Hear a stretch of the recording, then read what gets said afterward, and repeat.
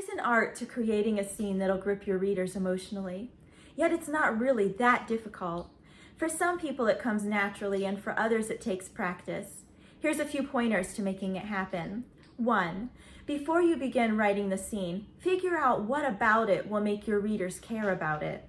You can start with the reasons that you care. Maybe move from there onto the reasons that your characters care. If you and your characters aren't emotionally invested in the scene, then your readers won't be either. 2. Pick something you can get emotional over. Again, and I'm just going to reiterate it here, that if you don't have an emotional tie in the scene, then neither will your readers. If you choose something that tickles the emotional center of your brain, then that will make your job so much simpler. Number 3, we've talked about this one a lot, and we'll talk about it a lot more because of the importance of it. Show, don't tell. Don't tell me that Susie fell down depressed after her encounter with John. Show me the scene. Susie dropped her head. Her cheeks grew warm. Hot tears pressed at the back of her eyelids. Great sobs rose in her chest, but she refused to cry. No, she wouldn't cry in front of him. She wouldn't give him the satisfaction. She turned on her heel and drug herself to the car, trying to keep her head up, trying to walk with all the dignity she could muster. But she felt like a wounded animal trying desperately to drag itself out of harm's way.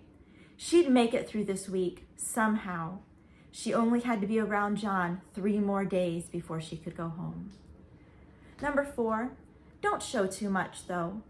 If it's not necessary, don't write about it. Keep the words to a minimum.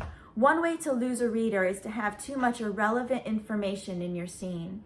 And number 5, lastly, in light of number 4, don't draw out the dialogue.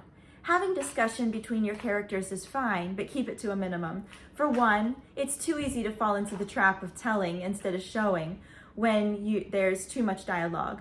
Secondly, dialogue tends to slow down the scene.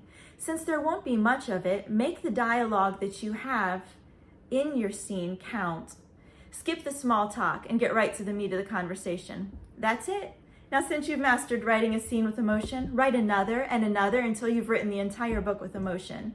An emotionally charged book will grab your readers and keep them wanting more. And keep writing.